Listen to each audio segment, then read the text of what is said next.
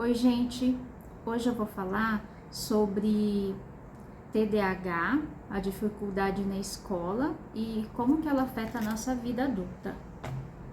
Bom, então assim, os sintomas de quem tem o TDAH, eles são muito particulares para cada um. Então tem pessoas que eles têm TDAH, mas só que eles nunca tiveram dificuldade na escola, conseguem levar de boa, né? E já tem pessoas que não, como foi o meu caso. Eu sempre tive muita dificuldade na escola, né? E aí, por que acontece isso? Em primeiro lugar, o TDAH, ele se caracteriza por a gente ter menos dopamina no nosso córtex pré-frontal. O que a dopamina faz? A dopamina, ela é como se fosse o combustível para a gente poder fazer o que precisa ser feito. Então tá. E aí depois temos o córtex pré-frontal.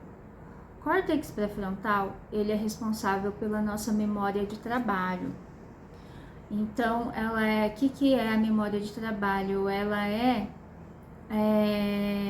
responsável pelo processamento das informações. Sabe quando você para pedir informação de algum lugar para alguém e aí a pessoa te explica e aí você vai vir a primeira rua, quando você virou você já não lembra mais o que ele tinha te falado? Como ele te explicou? Então, quem faz esse processamento é a memória de trabalho. Na escola, né? Quando você está aprendendo qualquer matéria lá, então vai a matemática. Você precisa de todo um processo ali, né? Você começa com as contas básicas e daí depois você vai evoluindo. Então, tudo isso quem faz é a memória de trabalho. E aí, depois, o que mais que o córtex pré-frontal faz? Ele é responsável pela nossa capacidade de concentração, né? Ele regula as nossas emoções e os nossos comportamentos. Então, isso explica os comportamentos inadequados de quem tem TDAH. Aquela falta de freio, né? O córtex pré-frontal, ele é o nosso freio.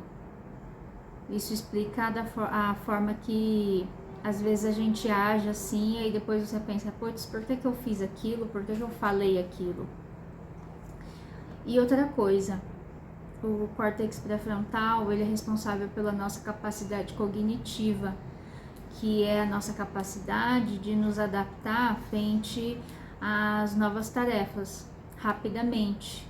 Então, por isso que a gente às vezes se sente muito assim, lento mesmo, né? Porque é essa capacidade de mudança. E então tá. Então agora você pensa comigo, né? Se você foi uma criança que não tinha o TDAH diagnosticado, como foi o meu caso, e aí você ia para a escola, e aí você tentava de todo jeito se concentrar e aprender. Mas ainda assim, apesar de todo o esforço, você ainda era chamada a atenção na escola, a coordenadora sempre chamava os pais, ou o irmão, no caso era meu irmão que ia muito para a escola, né? E acabava reprovando. Então, imagina qual que foi a imagem que você criou de você mesmo. Bom, eu acho que não é que você é super capaz. Será que você se sente super capaz tendo um histórico desse? Acho que se você é uma pessoa um pouco honesta com você mesma, né, não desenvolveu nenhuma patologia, eu garanto que assim, o sentimento que você tem de você é de vergonha, exclusão, incapacidade, rejeição. Só que o que acontece? Muitas vezes a gente tem esse sentimento, só que a gente não quer nem admitir pra gente mesmo, né? E aí como que essas crenças, como que elas se apresentam na sua vida? Elas se apresentam, por exemplo, em um relatório que você já fez 10 vezes, só que você ainda acha que não tá bom. Se apresenta quando, por exemplo, você tem um trabalho e aí você é um publicitário, um trabalho assim que tem demandas diferentes. E aí aparece um novo cliente e aí você acaba não entregando o trabalho, fica com medo de pegar o trabalho. Por quê? Você não se sente bom o suficiente para entregar esse trabalho. Ou para pegar ele, para você enfrentar, né, as barreiras que foram criadas na sua mente. Então, o que acontece, né? Por que você age dessa forma? Porque assim, a programação, ela foi instalada no seu inconsciente quando você estava lá na escola e você reprovou de ano. Porque imagina como é difícil para uma criança ou para um adolescente. Reprova, aí todos os amiguinhos vão, né, para uma outra turma, aí você já se sente excluído, e aí você se sente burro, burra, né, e aí você acha que todos os seus amiguinhos estão falando isso de você. Ai, é o repetente, é o bagunceiro. Só ficam esses rótulos. E aí é por isso que depois na sua vida adulta, você se esforça muito no seu trabalho, fica tudo muito pesado. E assim, por mais que as pessoas te elogiem, falam que você trabalha bem, que você entrega bons relatórios, você não consegue nem sentir aquilo que as pessoas estão te falando. Porque tá tão enraizada a crença ali da incapacidade, né, do não merecimento, da rejeição, que você até pensa, nossa, a pessoa deve estar falando isso só para me agradar.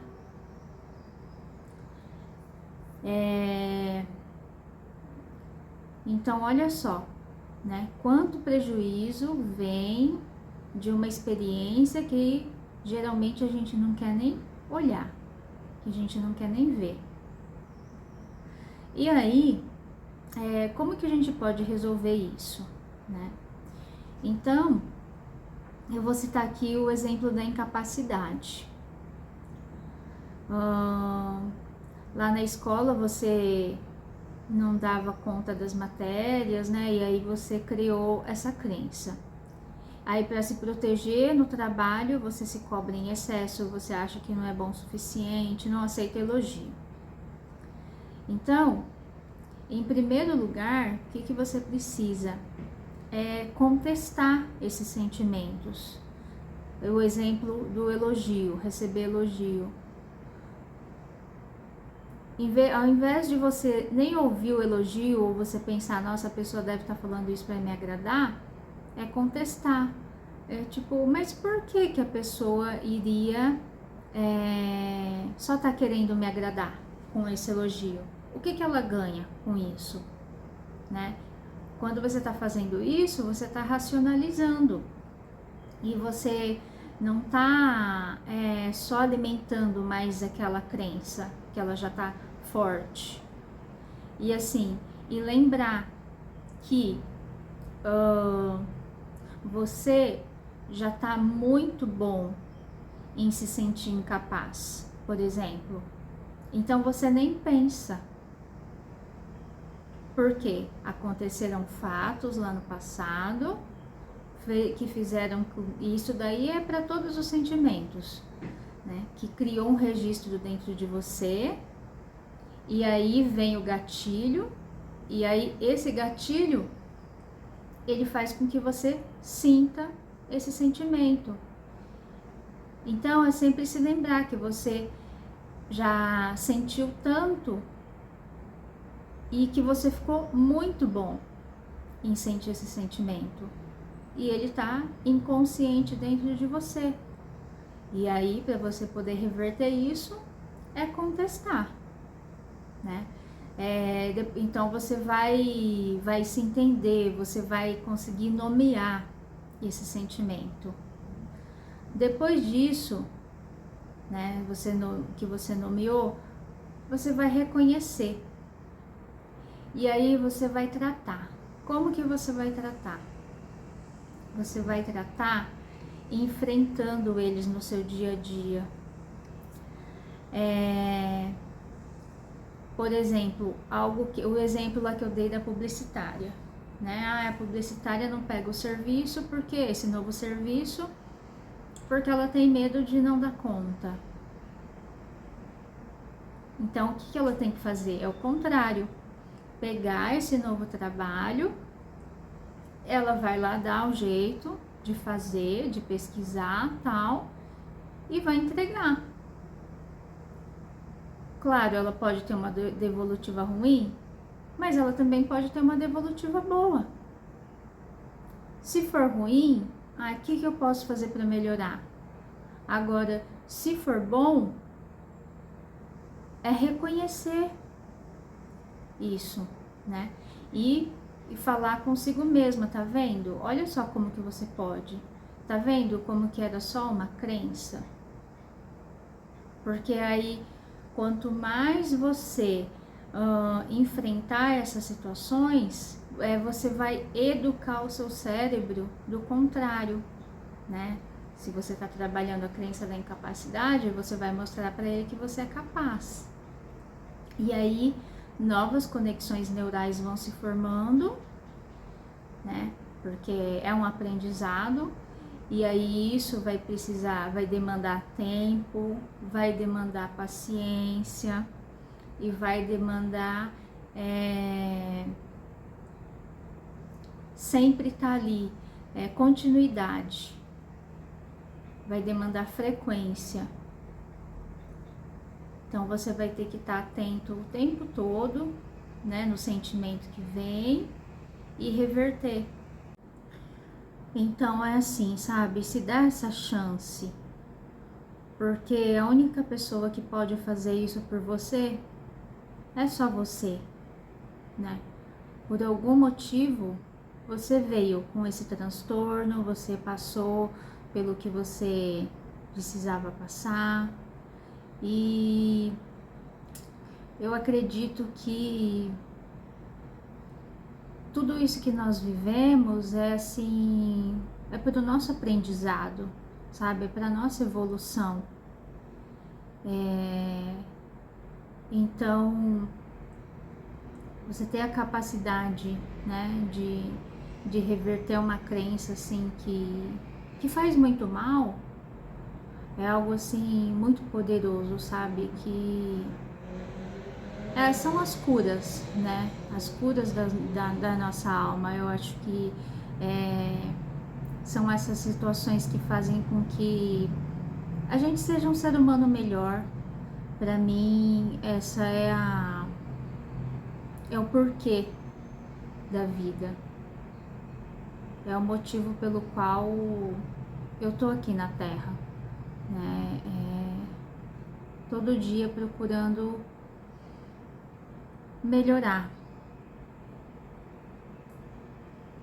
como ser humano, olhar para as minhas fraquezas, olhar para a minha história. Por isso que cada um tem a sua história.